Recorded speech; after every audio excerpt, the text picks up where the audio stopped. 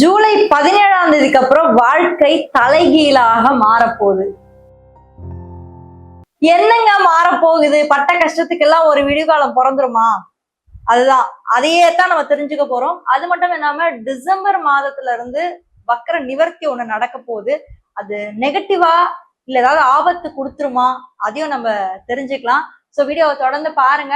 அது மட்டும் இல்லாம நம்மளுடைய சேனலை நீங்க இன்னும் சப்ஸ்கிரைப் பண்ணாமலே பார்த்துட்டு இருந்தீங்க அப்படின்னா மறக்காம சேனலை சப்ஸ்கிரைப் பண்ணி வச்சுட்டு தொடர்ந்து உங்களுடைய ஆதரவை கொடுத்துட்டே இருங்க. நீங்க எந்த ராசியில பிறந்தீங்க, என்ன நட்சத்திரத்துல பிறந்தீங்க அப்படின்றத கீழே மறக்காம கமெண்ட் பண்ணுங்க.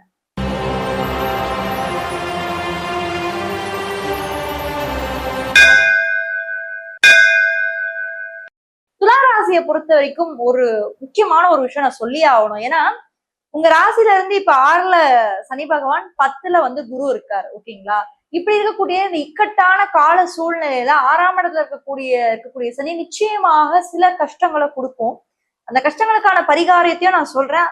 அது கண்டிப்பா உங்களுக்கு பயனுள்ளதா கண்டிப்பா இருக்கலாம். ஏன்னா ஒரு ப்ராப்ளம் இருக்குன்னா கண்டிப்பா அதுக்கு சொல்யூஷன் இருக்கும் இல்லைங்களா? சோ அதே மாதிரி சனி பகவான் தான் உங்களுக்கு யோகாதிபதி அப்படின்றதுனால ஒரு சில பரிகாரங்கள் இந்த வீடியோட கடைசியில நான் சொல்றேன் பாருங்க. முதல்ல இந்த ராசி பலன்ல இந்த மாத கிரக நிலைகள் எப்படி இருக்கு அப்படின்னு நம்ம ஃபர்ஸ்ட் செக் பண்ணிக்கலாம். இந்த மாதத்தை பொறுத்த வரைக்கும் உங்களுடைய ராசியில 5ஆம் இடத்துல ராகு சும்மா அப்படியே நங்கூர மாதிரி உட்காந்துருக்காருன்னா நகரவே மாட்டேன்ப்பா, இங்கதான்ப்பா உட்காந்துருப்பேன் அப்படின்ற மாதிரி இருக்காரு. ராசிக்கு 6ஆம் இடத்துல சனி, ராசிக்கு 8ஆம் இடத்துல செவ்வாய். ஸோ இத்தனை நாள் 7ஆம் இடத்துல போராடிட்டு இருந்த செவ்வாய் அவர் வீட்லயே அவரு போராட்டம். என்ன சொல்றது, கால கொடுமடா கதிரவான்ற மாதிரிதான் இருக்கு. இப்ப 8ஆம் வீட்டுக்கு மாறிட்டாரு. 9ஆம் இடம் சொல்லக்கூடிய பாக்யஸ்தானத்துல புதன், 10ஆம் இடத்துல குருவும் சூரியனும், 11ஆம் இடத்துல உங்களுடைய ராசிநாதன் சபா போதண்டா ஆளை விடுங்க, இனி யார் வேணா எப்படி வேணா அடிச்சுக்கோங்க, நான் போய் 11ஆம் இடத்துல போய் உட்காந்து கொஞ்ச நாளைக்கு நிம்மதியா இருக்கேன், ஒரு மாசத்துக்கு நான் நிம்மதியா இருக்கேன் அப்படின்ற மாதிரி வந்திருக்காரு. இப்படி இருக்கக்கூடிய இந்த காலகட்டத்துல ரிலேஷன்ஷிப் வைஸ் எப்படி இருக்க போகுது? துளாராசியை பொறுத்த வரைக்கும் 7ஆம் இடத்தோட அதிபன் இப்பதான் 8ல மாறி இருக்காரு. ஹஸ்பண்ட் ஒய்ஃப்ல நிறைய ஆர்குமெண்ட்ஸ் போயிருக்கும். கடந்த காலங்களா ஹஸ்பண்ட் ஒய்ஃப்ல கண்டிப்பான முறையில ஈகோ, ஆர்குமெண்ட்ஸ், நீ ஒஸ்தியா நான் ஒஸ்தியா, இல்ல நீ எனக்கு செய்ய மாட்டேற நான் உனக்கு செய்ய மாட்டேன், பசங்க ஏதோ அனாத மாதிரி இருக்கு, நீ பாட்டு ஊர் சுத்துற, இப்படி எக்கச்சக்கமான ஆர்குமெண்ட் அந்த தாட்ஸ் எல்லாம் அவங்க மைண்டுக்குள்ள இருந்திருக்கும், ஓடி இருக்கும். நிறைய துளாராசியில இருக்கவங்க டைவர்ஸே பண்ணிட்டு ஓடிடலான்ற அளவுக்கு அனுபவிச்சிருப்பீங்க. பெண்கள் ஆண்கள் இருவருமே, இரு பாலினத்தை சார்ந்தவர்களும் கண்டிப்பாக அனுபவிச்சிருப்பீங்க. இதுல ஆண்கள் படாத பாடு உண்மையை சொல்லணும்னா, ஏன்னா இது ஒரு ஆண் ராசி சம்பந்தப்பட்டதுனால அது தாக்கம் வந்து ஆண்களுக்கு இருக்கும். இது அப்படியே ஆப்போசிட் இருக்கிறது செவ்வாய். சோ ஆண்களுக்கான தாக்கம் வந்து அதிகமா இருந்திருக்கு. பட் இந்த ரிலேஷன்ஷிப்பை பொறுத்த வரைக்கும் இந்த துளாராசிக்காரங்க என்ன கத்துக்கணும்? அடி வட்டாச்சு, அடி வாங்கியாச்சு, என்ன கத்துக்கணும்னா பேலன்ஸ் பண்றதுக்கு கத்துக்கணும். கண்டிப்பாக ஒரு விஷயத்த கொடுத்தாதான் துலாம் இன்னொன்னு கொடுக்கும். நீங்க கேள்விப்பட்டிருப்பீங்கல்ல, துலாம் வந்து ஒண்ணு கொடுக்கணும், அப்பதான் அது திருப்பி நம்மளுக்கு கொடுக்கும், இல்லைன்னா அது கொடுக்காது. சோ அந்த பேலன்ஸ் பண்ணுங்க. ரிலேஷன்ஷிப்ல எந்த விஷயம் நீங்க கொடுக்கணும், எந்த விஷயம் உங்களை நீங்க தவிர்க்கணும் அப்படின்றத நீங்க தெரிஞ்சு பேலன்ஸ் பண்ணணும். அப்படி தெரிஞ்சு பேலன்ஸ் பண்ணா மட்டும்தான் அந்த ரிலேஷன்ஷிப்ல நீங்க நிலைச்சு நிக்க முடியும். இல்ல நான் ஈகோ, சண்டை, நீ வசதியா நான் உன் கூட வாழ முடியாது, நீ போ, வீட்டை விட்டு போன எக்கச்சக்கமான டைவர்ஸ் சண்டை எல்லாம் போறதுக்கு துளாராசிக்கு மிக முக்கியமான காரணம் இதுதான். சோ மேரேஜ்க்கான பாசிபிலிட்டிஸ் எல்லாம் இருக்கா?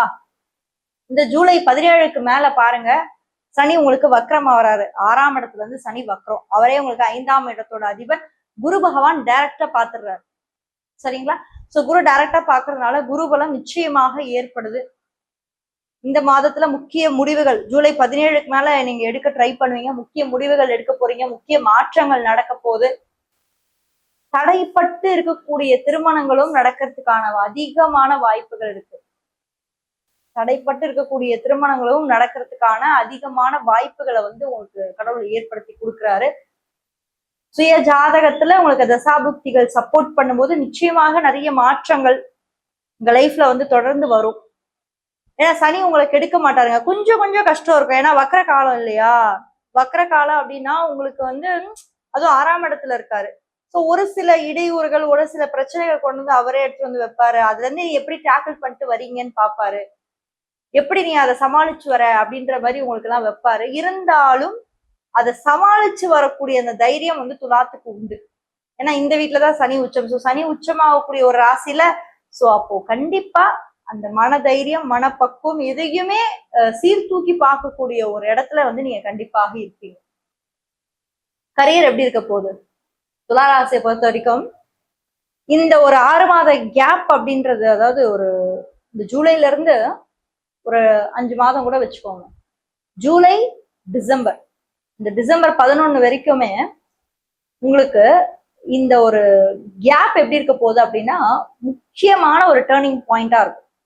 கரியரை பொறுத்த வரைக்கும் துளாராசிக்கு முக்கியமான ஒரு டேர்னிங் பாயிண்டாவே இந்த ஒரு டைம் பீரியட் வந்து உங்களுக்கு அமையும். பட் என்னன்னா ஸ்லோவா தான் இருக்கும். நீங்க எதிர்பார்க்கிற அந்த வேகம் வந்து இருக்காது. சனி ஒரு விஷயத்த கொடுக்க போறாரு, அதுவும் 6ஆம் இடத்துல இருந்து ஒரு விஷயத்த கொடுக்க போறாரு அப்படின்னா அது ஸ்லோவா தான் இருக்கும்.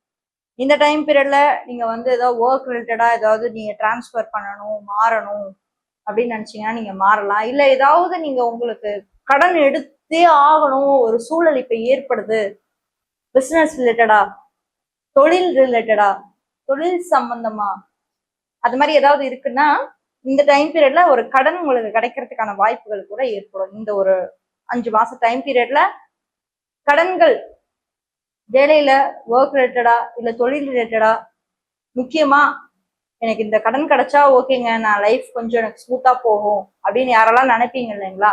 சோ அதுக்கான கடனும் ஹெல்ப்பும் ஏதோ ஒரு ரூபத்துல உங்களுக்கு கண்டிப்பா வரும், பயப்பட வேண்டாம்.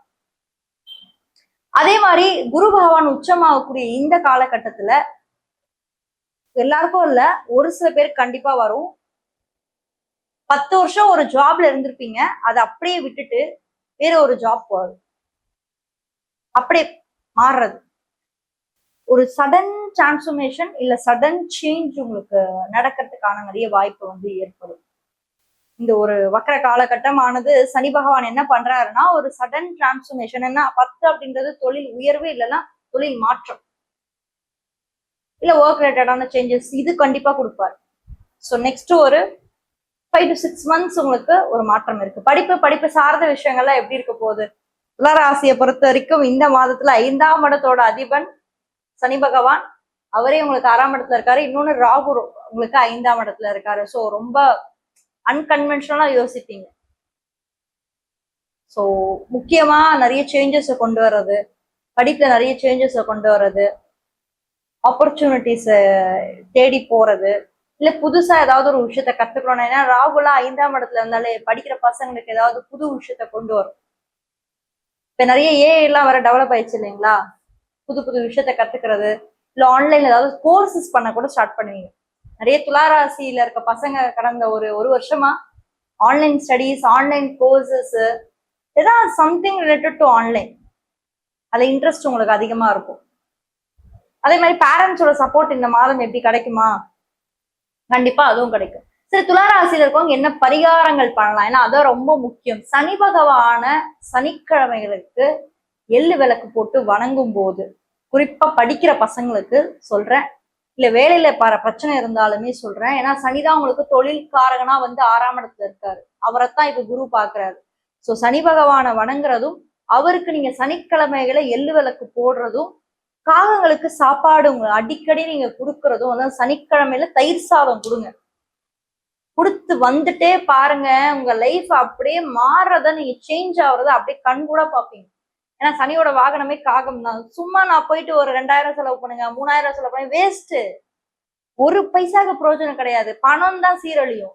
ஆனா நீங்க இந்த மாதிரி ஆன்மீக பரிகாரமும் ஸ்பிரிச்சுவல் பரிகாரமும் பண்ணி பாருங்க, உங்க லைஃப் எப்படி சேஞ்ச் ஆகுதுன்னு நீங்களே என்கிட்ட சொல்லுவீங்க. மேடம் என் லைஃப் இப்ப சூப்பரா இருக்கு, நல்லா இருக்கேன், நல்லா இருக்கேன் மேடம் சொல்லுவீங்க. கண்டிப்பா நீங்க அடுத்த வீடியோல வந்து சொல்வீங்க, இல்ல இந்த வீடியோலயே கமெண்ட் பண்ணுங்க.